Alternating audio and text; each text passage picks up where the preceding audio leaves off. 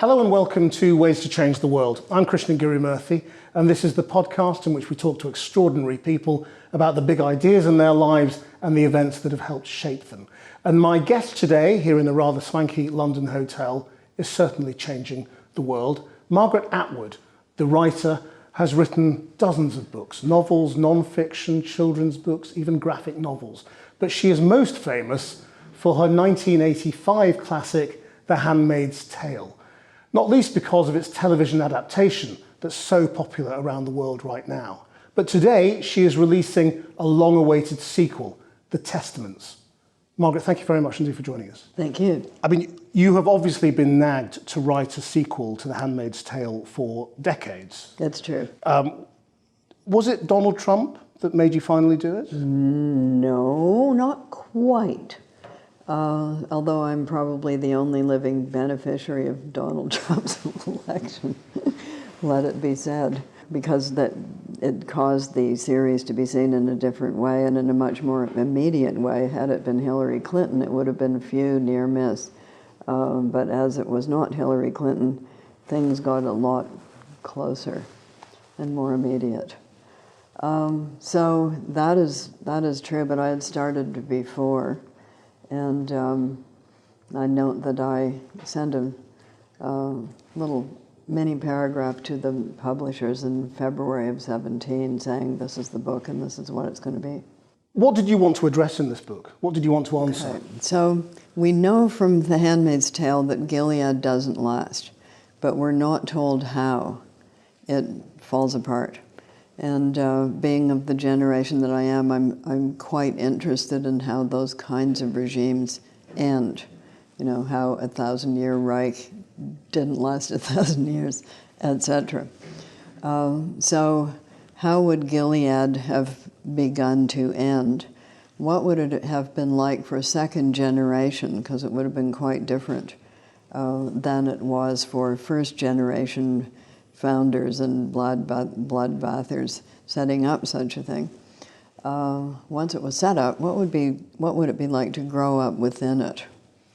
And what would it be like to grow up across the border from it? And what would it be like to be a founder of it who had a mixed agenda? Kind of like Thomas Cromwell, about whom I'm reading right now in the great big history book about him. He was a secret evangelical in a power structure headed by Henry VIII, who was death on evangelicals. So how would that all work out? How did Aunt Lydia get to be Aunt Lydia? I mean, if Handmaid's Tale was a warning, yes. Is this a way out? Is this there to offer us hope? Out? Well, there's hope in the first one because we know from the first one that Gilead didn't last. So that already is pretty hopeful. We don't know what happened to Offred. At the end, we know that she got as far as Bangor, Maine, a noteworthy jumping off place during the Underground Railroad, by the way. So we know that she got that far. Did she get any further? We don't know from the first book, but we do from the second because she's there in the background. It's not her voice. I couldn't have written her voice again. It would have been an impossible attempt at recreation. But the other voices are there to let us know what's happening 15 to 16 years into the future. Why didn't you want Offred to be foreground in this book? Because I couldn't do it. You know, I think it would have just wouldn't have been a successful thing to do. Is that what you'd been resisting all those years when people asked you to write? Yeah, exactly. Can't be done. So I thought that's what they meant, and it is what they meant. And that's what I couldn't have done. But there was another way of coming back to it, and another way of showing how things might have started to fall apart. And anyway, I wanted a 13th symposium. Are you as conscious of all the parallels with the current world we live in? I would have to have my head in a bucket of sand not to be. But I was conscious of the parallels when I wrote the first book, and I collected the clippings and information about the real world that I then used in the historical notes at the end. I didn't use all of them, but I used a lot of them, and there were a lot to use because you're talking about 4,000 years of human history.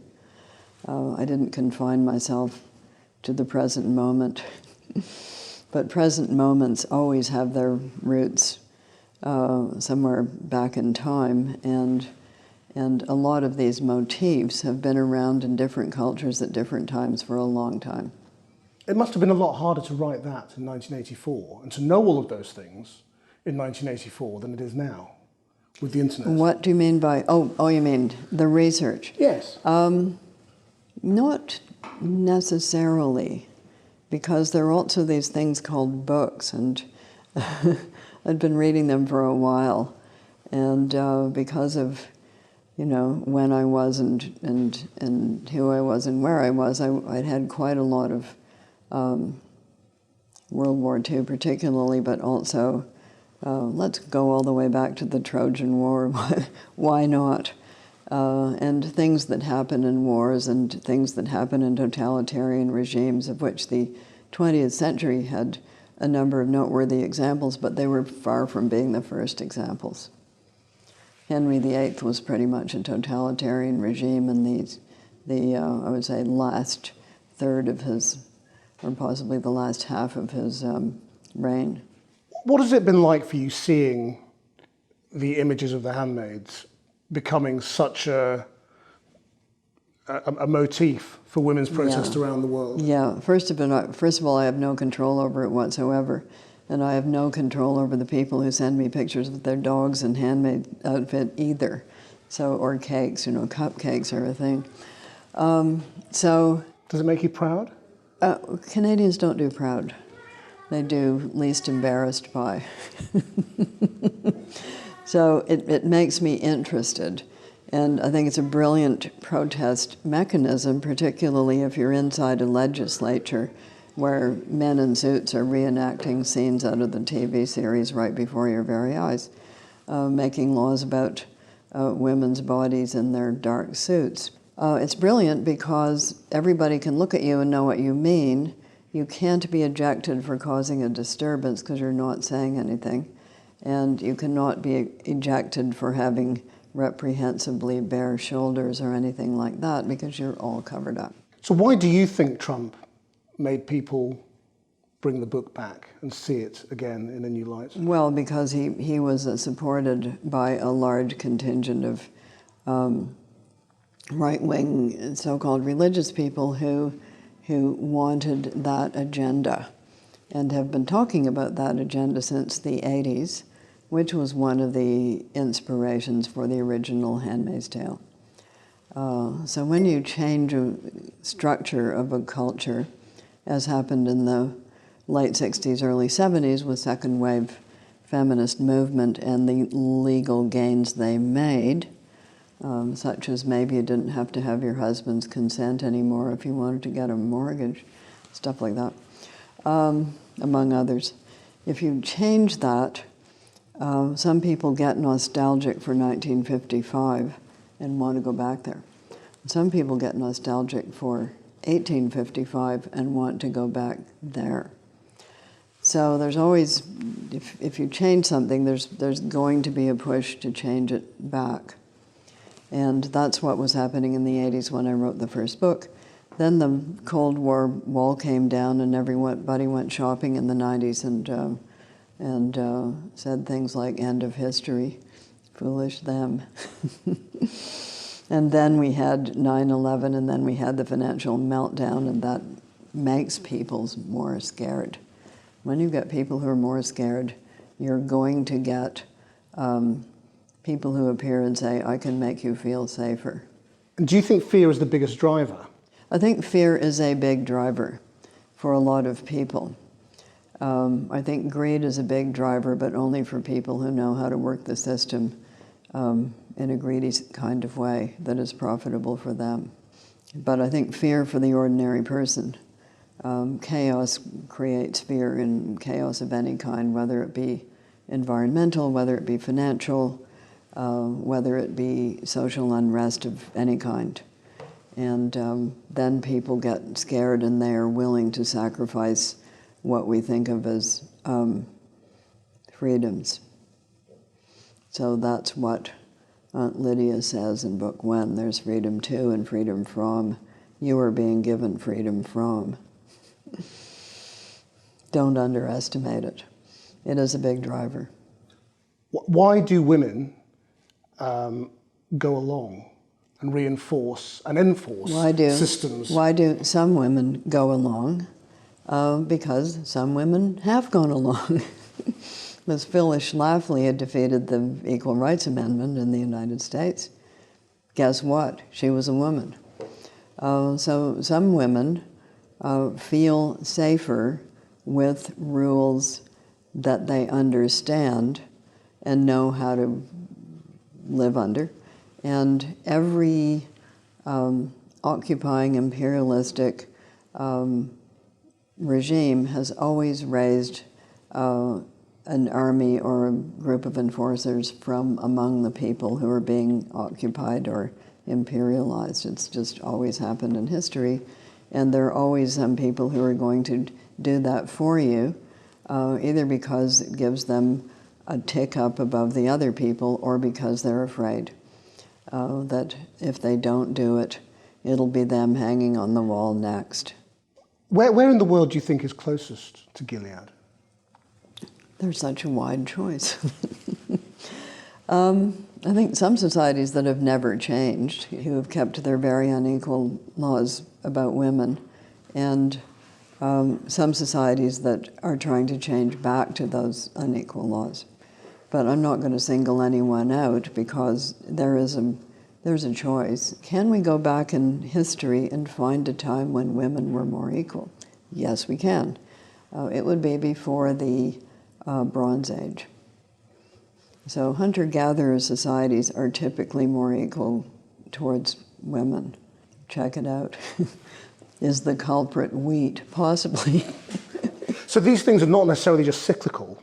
No, it's not about reaction not. And reaction. Well, in our time, within our little mini period of time, it probably is. So there's push, push back, and then push and push back, and so it goes.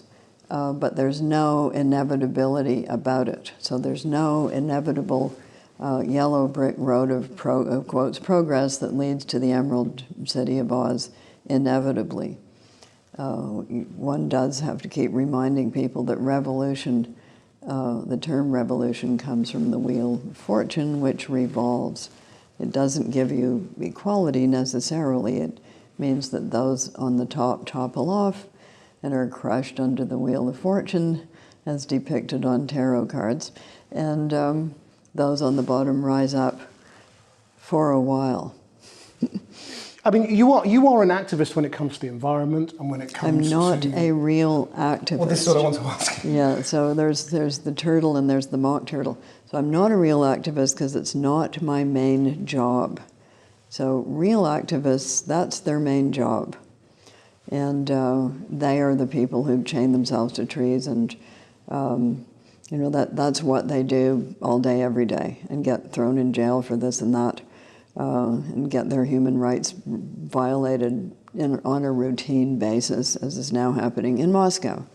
So those are real activists. I am just a person without a job. So I can't get fired. And people like me, who can't get fired, are often asked to lend a hand, lend a voice, because I'm not necessarily going to get thrown in jail for it or fired. So a lot of people agree with these things, but they're afraid to say anything because they would be fired. So therefore, it's quite frequently artists and writers who get asked to do these things. I suppose what I'm asking you is, as a writer, are you in fact a women's rights activist? Are you doing this to change the world? I'm not sure that books can change the world. I think citizens change the world. I think groups of people change the world.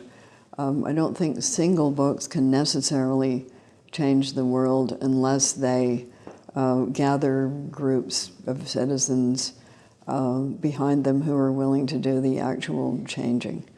So they can be a factor or not a factor, but don't count on it. Don't have the megalomania to think my book will change the world. It will not necessarily happen. The people who are really changing things and moving the needle right now, I would say, are the Extinction Rebellion teenagers who are putting a bit of fright into politicians, because pretty soon they're going to be able to vote. So even young Republicans are saying, we'd better pay attention to this. Other Republicans, get your heads out of the sand. There is a climate crisis. So I think that's the kind of thing that actually changes things. As a writer you can do, or as a writer citizen or old person like me, you can do a certain amount of cheerleading, but you singly as an individual are not going to necessarily change the world. You can also point the way a little, can't you? Because Yeah, but you can hold up examples. You can point the way like this and nobody will necessarily follow your pointing. but what your writing does, I suppose, is take examples of things that have happened. What dystopia, what the dystopia as a form does, it creates a blueprint and says to people, is this the house you want to live in? And if not, what house do you want to live in? So if you don't want to live in this world where you seem to be heading, possibly you might consider another kind of world that you do want to live in and how to create that other kind of world. That's what those kinds of books do. If they're set on another planet, it's a thought experiment of a different kind. If they're set on this planet with technologies we already have and stuff we've already done, they're in the lineage of Jules Verne, Brave New World in 1984 and Fahrenheit 451. That's the kind of book these are. So nothing in outer space, no dragons, sadly. It's not that I don't like dragons, I just can't write dragons well, and others have done that anyway. So it's this world, what we've already done, nothing that is outside the scope of human behavior. Somebody said to me on Twitter, how do you think up this weird shit, said they. And I said, it's not me thinking it up, it's human beings over the past 4,000 years. There's no weird shit that I can think up that has not been done. So where did that philosophy of what you will write about come from? And when did it come into your life? I think growing up with the scientists, so you can't say that something is knowledge if it's really just belief. Which is a different thing. It's not that beliefs do not move the world, they do. But knowledge is something that you can actually show evidence for. I didn't want people saying, where did you think up this weird shit? Basically, I wanted to say, well, it wasn't me, and here are the examples. This is what we're capable of. We're also capable of very good things. It's a mixed bag being a human being. You don't get to be angelically pure kind of ever. So looking at what we've done over the years, sometimes we've done very good things, and sometimes we've done very bad things. I often think of people using human as an adjective, and I think about that.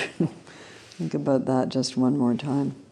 Because your childhood was remarkable. It was extraordinary, wasn't it, really? Because... Well, not for a Canadian of that generation. Lots of other people grew up in the woods, too. And some of them grew up in the backwoods. So, yeah, I did spend a lot of my childhood in the woods amongst the biologists. And not at school as a young child? Yay. Because school in those days was pretty military.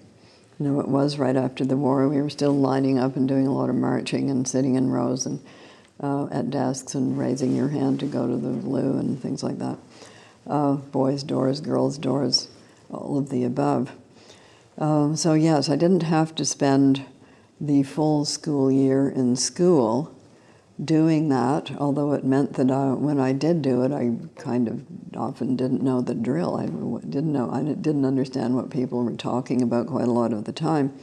And I think that is a motive for becoming a writer. If you don't know what people are talking about, writing is a way of investigating that. Why are they saying that? My latest was, being Canadian, I didn't know what big girl's blouse was. What was that? Why was that an insult? I didn't know whether it was big girl's blouse, yes, or big girl's blouse or big girl's blouse. I didn't know whether it was the item of clothing that was being singled out, the gender or the size. And you've worked it out now, No, I hope. I have not worked it out. Well, I've told that it was not something this person made up. It was a well-known insult of ancient times. Yes. In boys' societies of some kind. Yes. Were you familiar with this as a? Oh, big girl's blouse is a well-known sort of insult that denotes weakness, effeminacy. Why big? I think it's big girl's blouse, if you like, as in oh, I see. The weakness is a big feature of you.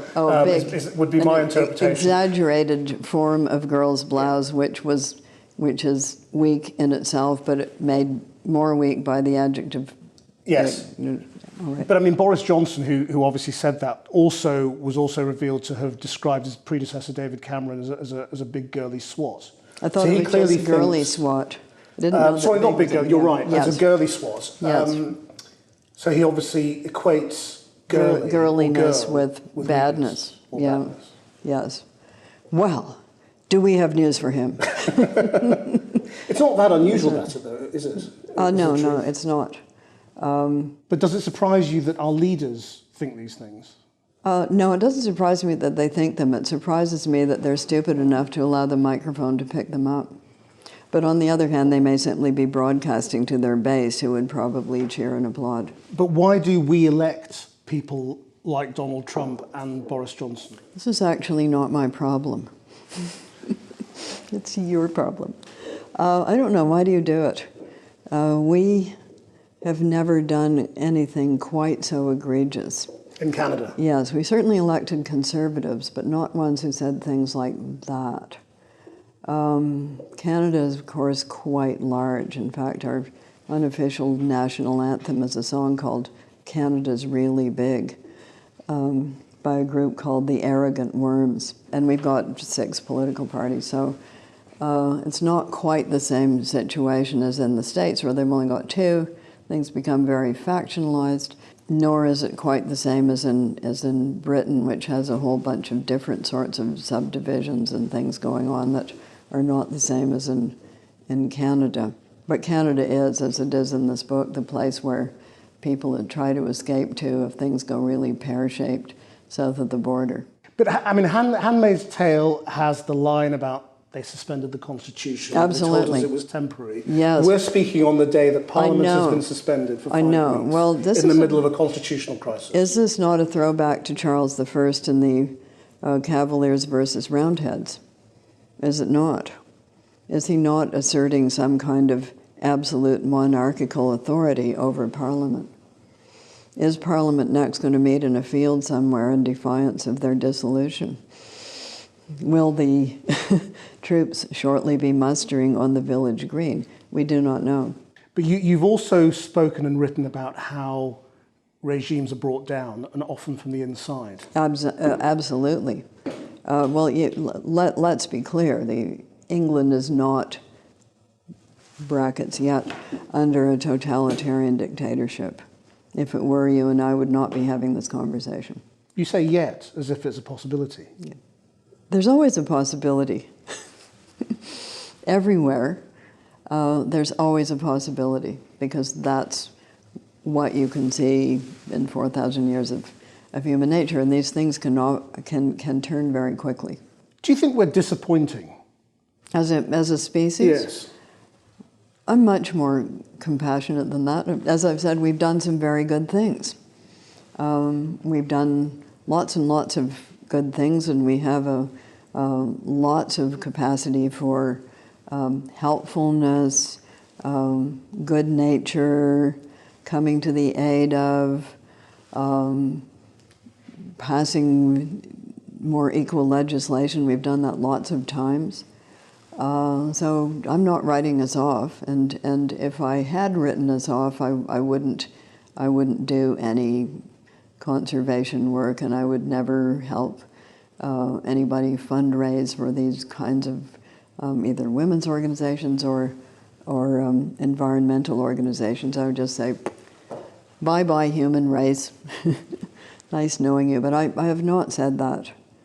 I've not given up on our species yet. I do, however, offer you the short form, which is, if you kill the oceans, we will stop breathing. That's the short form.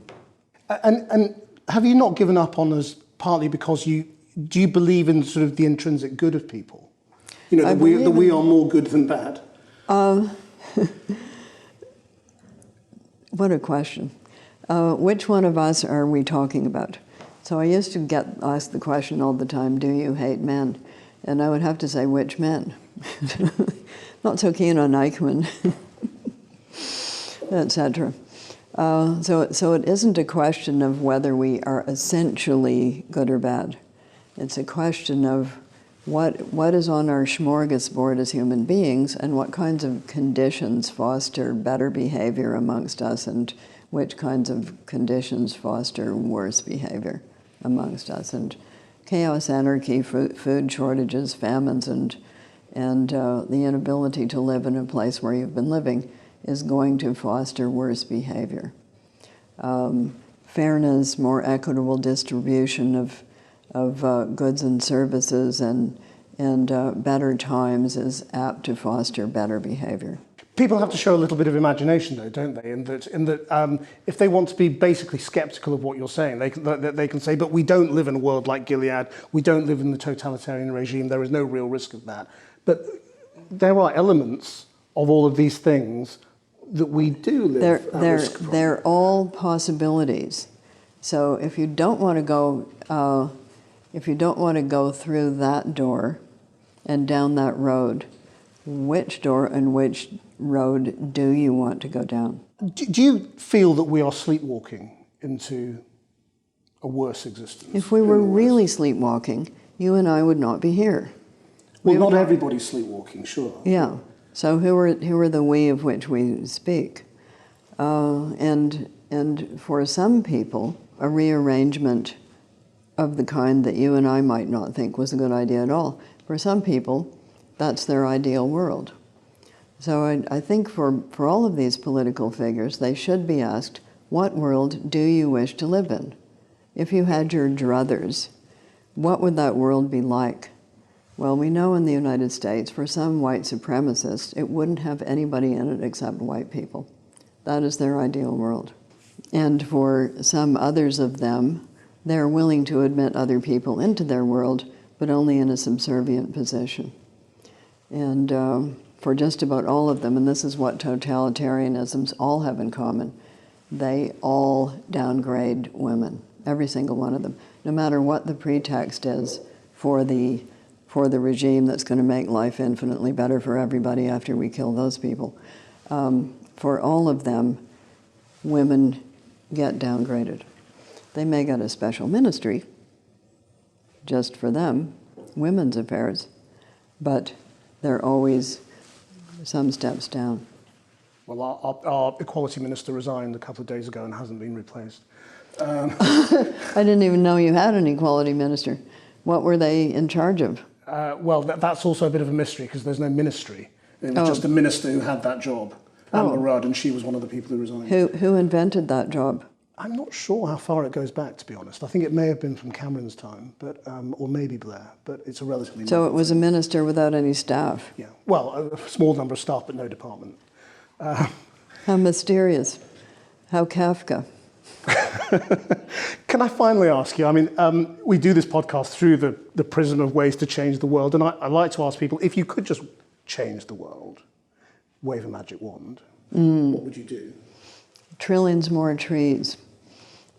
to start with, because the fastest, cheapest way of drawing down carbon from the atmosphere is the restoration of degraded tropical and subtropical forests. And that also, by the way, makes life a lot better for the people who actually live there. So I'd do that immediately.